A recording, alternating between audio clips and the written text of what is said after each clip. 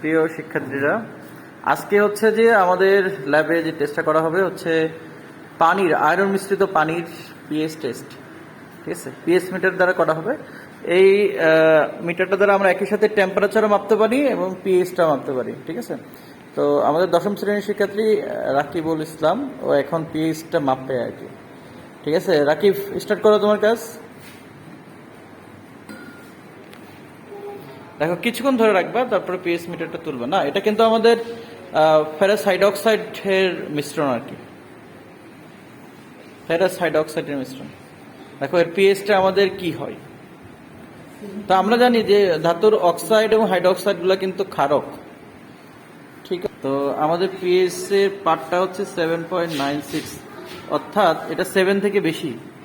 7 থেকে বেশি হলে আমরা জানি যে পিএইচ 7 হলে কি নিরপেক্ষ, আর 7 থেকে বেশি হলে এটা কি ক্ষারীয়। তাহলে এই পানিটা হচ্ছে। ধন্যবাদ সবাইকে।